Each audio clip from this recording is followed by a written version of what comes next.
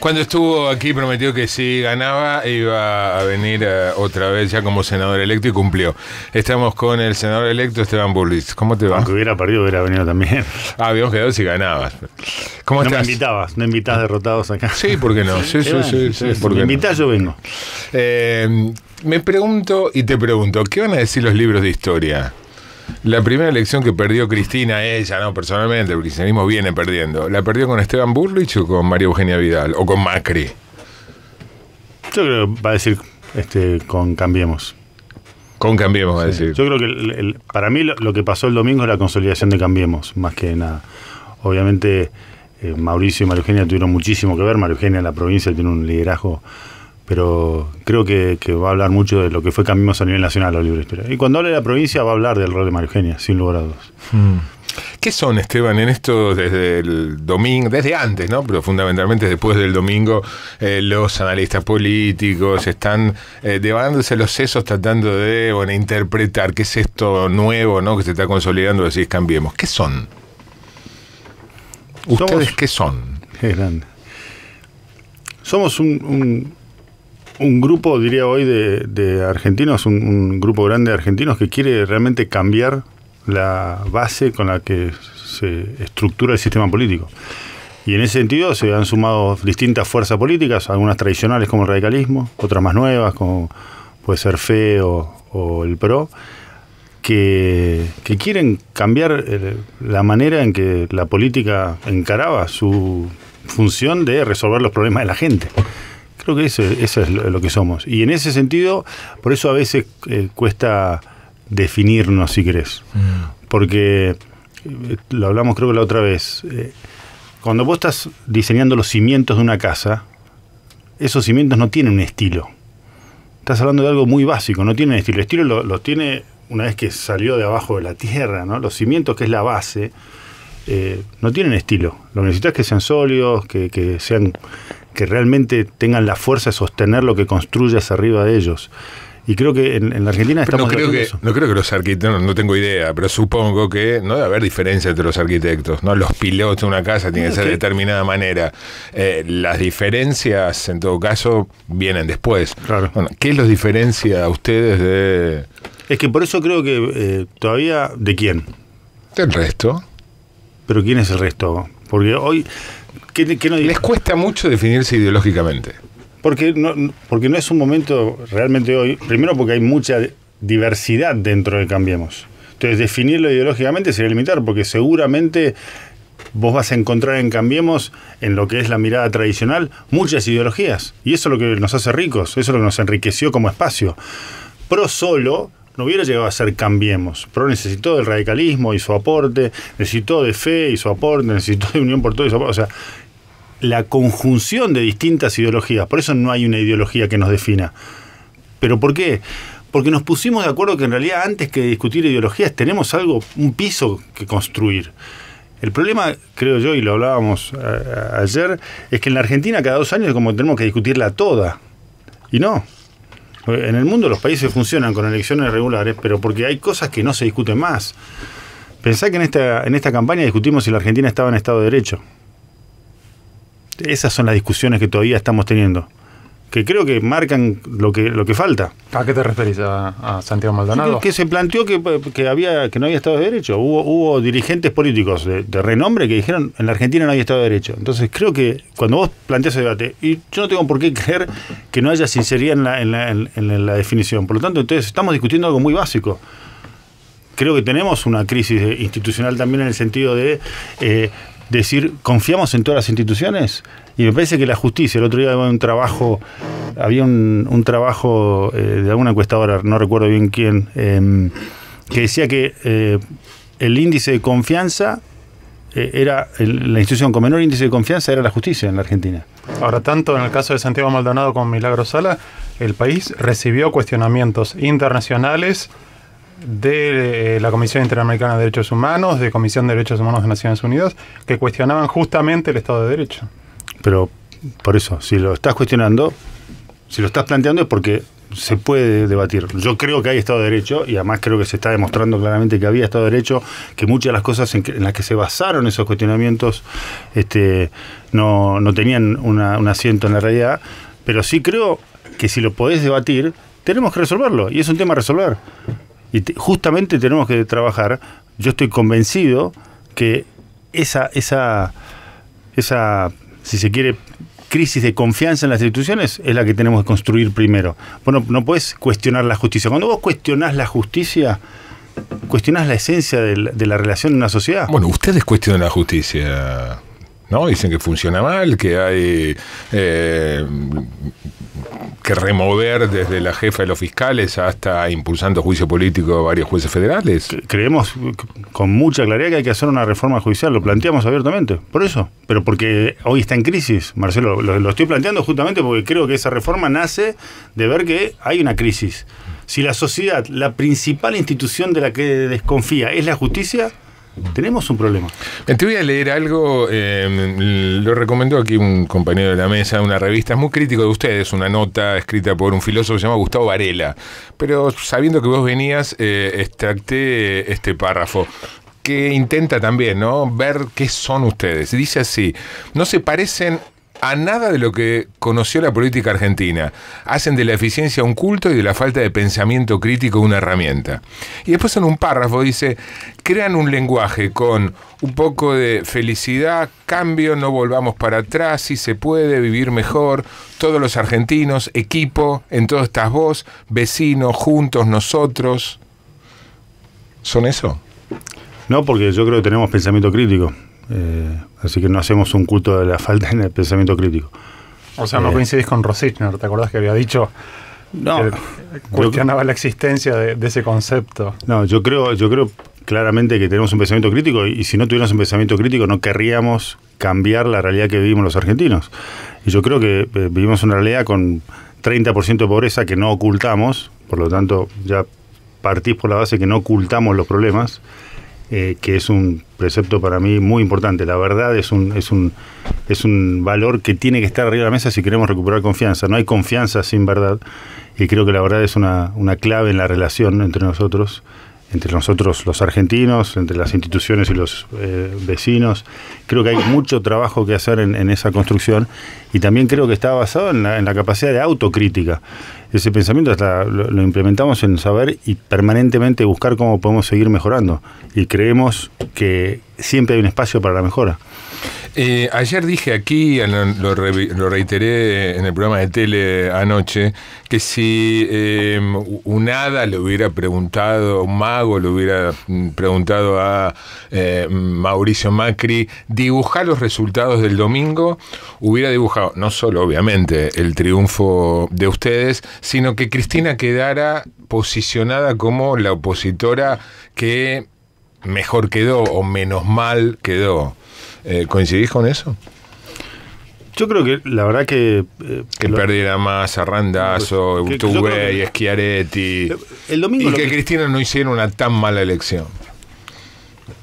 Yo creo que Cristina hizo una buena elección, y creo que en general eso tiene que ver con que claramente se marcó lo que la gente quería, y había nosotros lo decíamos en la campaña, lo hablamos acá la otra vez también, había una polarización entre dos grandes miradas, la mirada hacia el futuro y la mirada al pasado.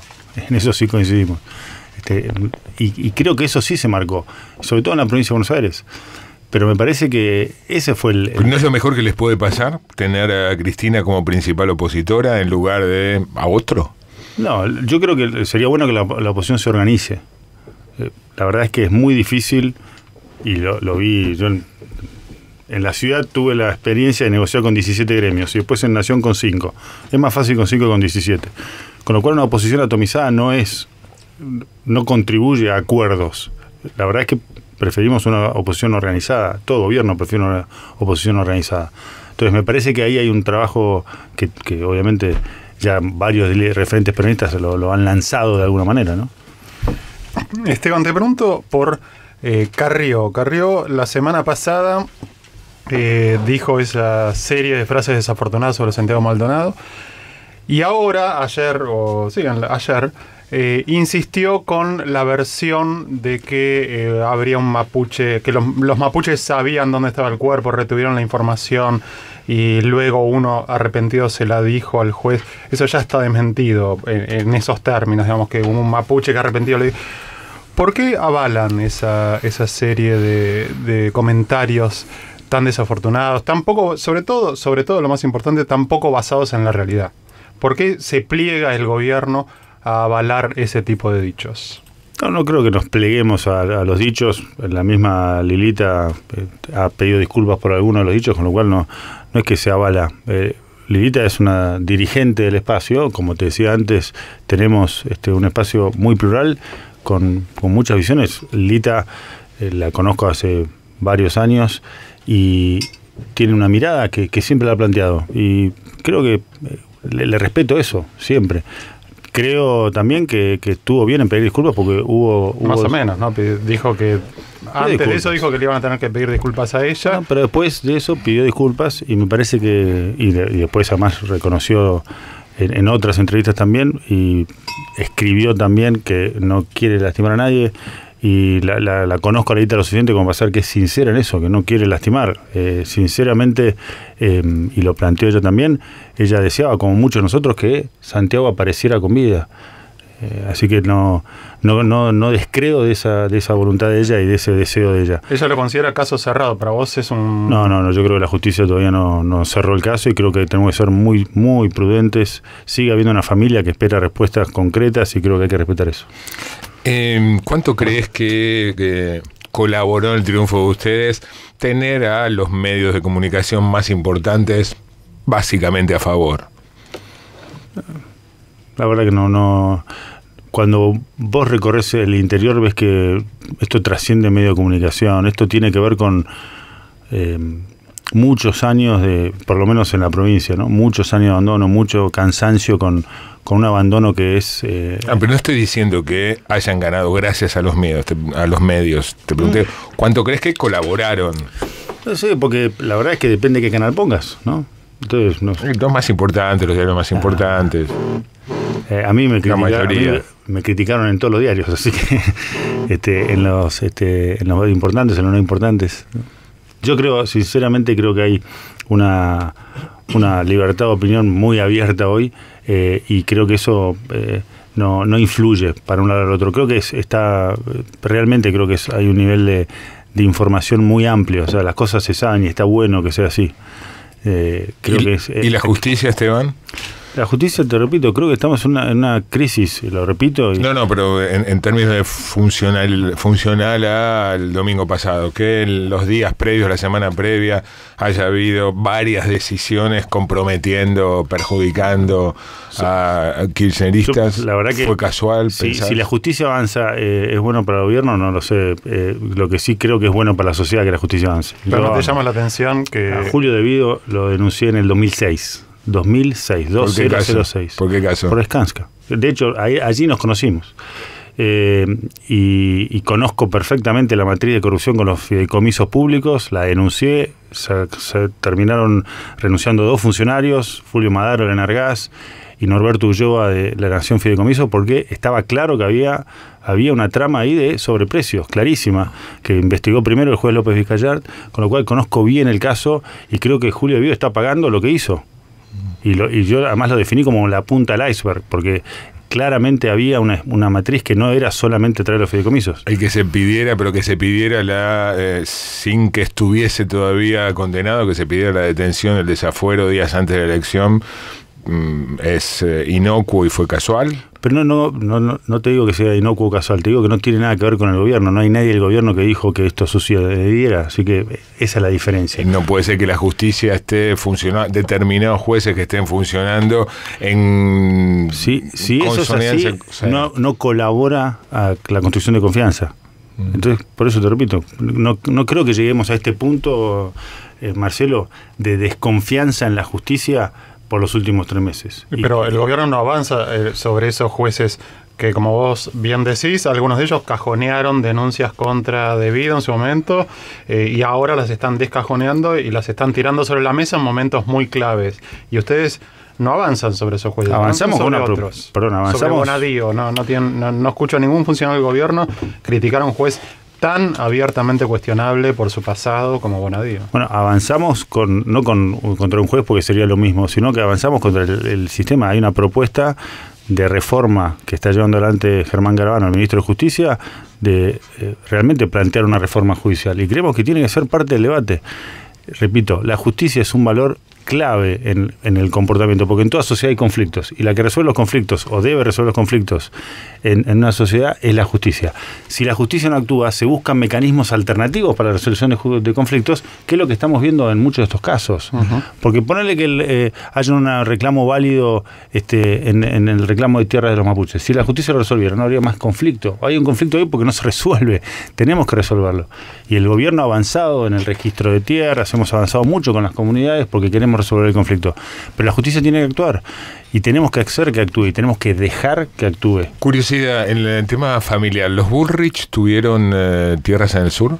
No. En realidad los Bullrich no fueron de tierra, porque el primer Bullrich era un almacenero y después tuvieron más consignatarios. Claro, comercialización, comisionistas, si querés. Pero no propietarios de tierras, no importantes al menos.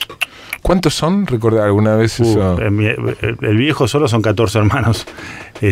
Pero el primer Bullrich... O sea, el tronco, si vos vas en el árbol genealógico, llegás a uno, que es Augusto, sí, que llegó en 1827, era un alemán, que tuvo un almacén en la calle Perú, en el sur de la ciudad.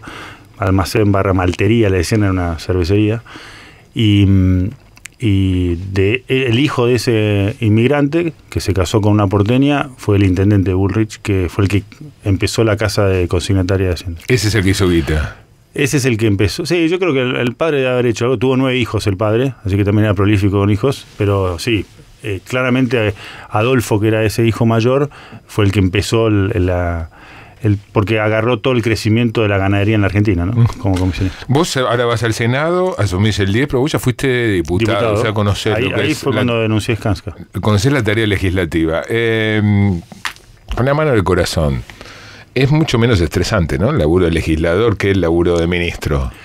Es mucho más irregular, si querés. Hay momentos muy estresantes. Yo creo que va a ser un diciembre movido en el Senado, pero claramente es mucho más irregular en el trabajo. Salvo que tengas sesión a las 9 de la noche, si querés, estás cenando en tu casa, sin estar dependiendo de que te llame el presidente, jefe de gabinete. Mira, yo le voy a dedicar mucho tiempo a seguir trabajando en la provincia, con lo cual es una decisión, sí, tenés más tiempo para dedicarle a la gestión, y está pensado el Senado, porque son senadores del interior, para que los senadores vuelvan a sus provincias y hagan trabajo también local, ¿no? ¿Por qué decís que va a ser un diciembre caliente?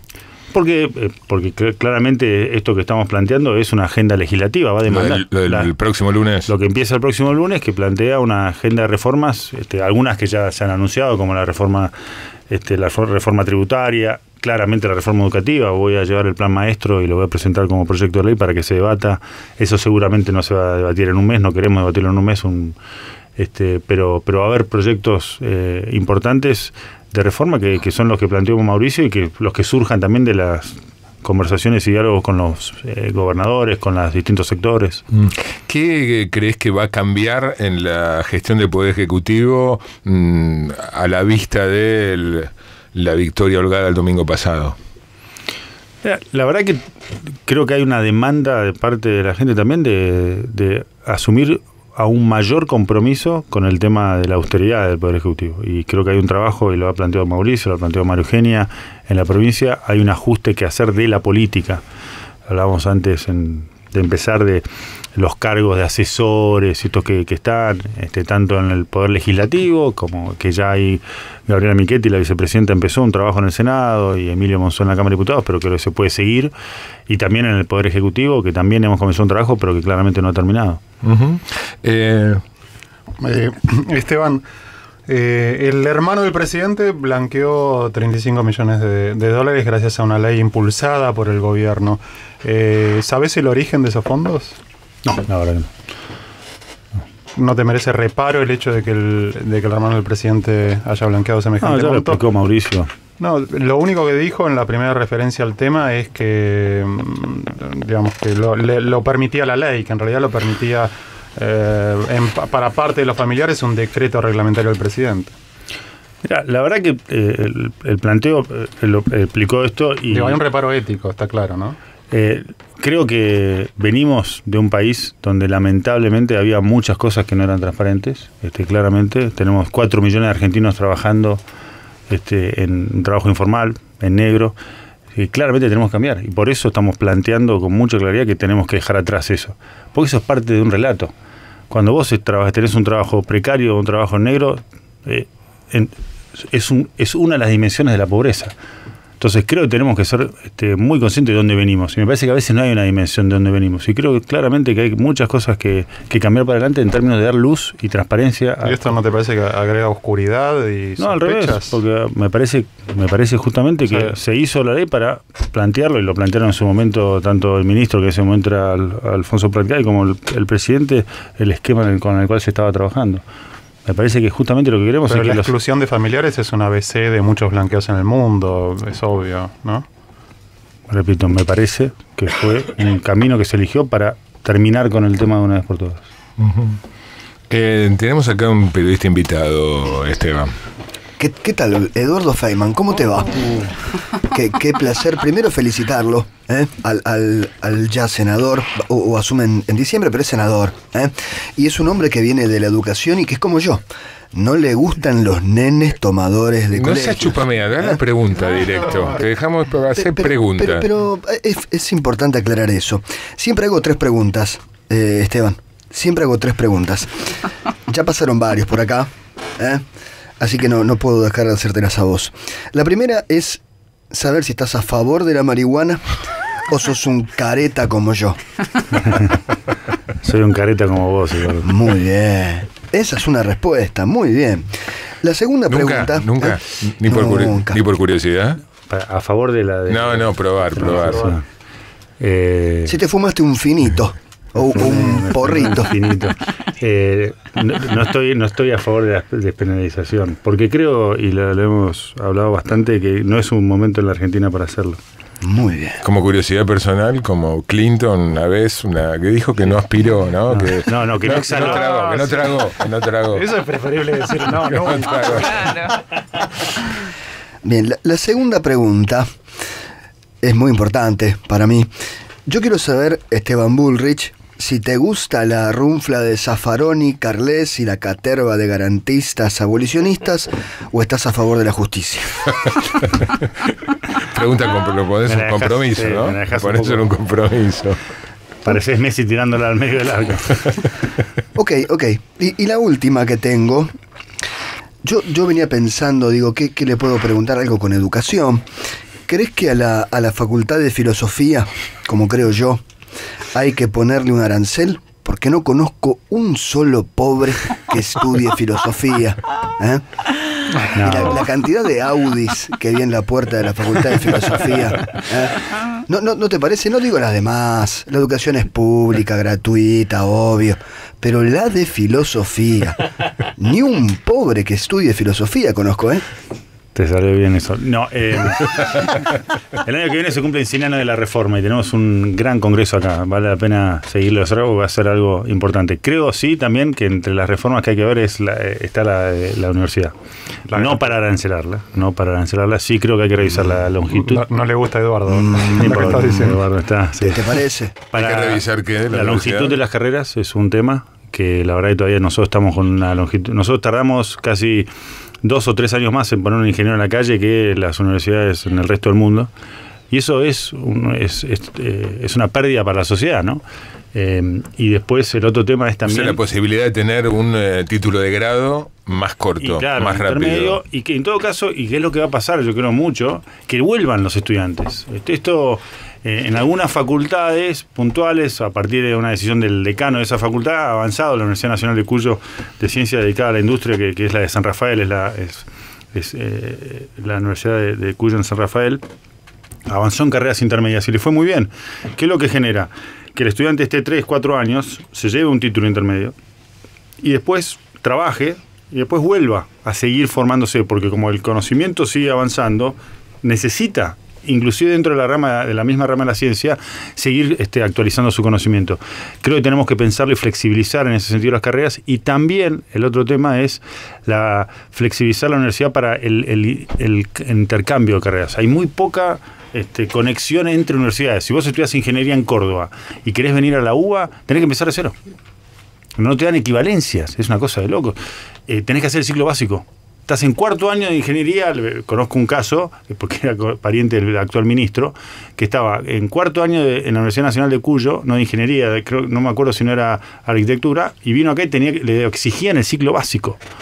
Entonces, creo que hay que trabajar mucho eso, y dentro de la misma universidad, entre facultades. Si yo entré en la UBA de filosofía, por ejemplo, y llegué con mi Audi a la UBA de filosofía... Un chanta. Pero decido que no quiero seguir en filosofía y quiero estudiar Derecho, no tengo que empezar de cero Derecho, porque seguramente hay muchas cosas de filosofía, por ser una rama de humanidades, que me sirven en Derecho. Entonces creo que también eso hay que trabajarlo mucho, y lo estamos planteando. Una última, te comprometiste a quedarte hasta las 6:30. Si tuvieras que coordinar un grupo para reformar la educación en Argentina e integrarlo con un sindicalista, tu experiencia como ministro de Educación en la ciudad, en la nación, ¿a quién elegís? Qué buena pregunta. ¿Cómo te va, querido Hugo Moyano? No, de educación. No, de educación. A Hugo no lo sé. ¿Sabes todo lo que sé de educación física? Mira, Física. Mira, es una muy buena pregunta. De los que yo he conocido, para mí el que con el que he tenido discusiones más ricas y positivas ha sido Eduardo López. Me coincides con... Después te voy a decir con quién. Bueno. Le hice la misma pregunta. Mirá. Alguien de gobierno. Gracias por venir. No, Esteban. gracias a vos. Esteban Burri se comprometió a venir, cumplió 6:30 de la tarde.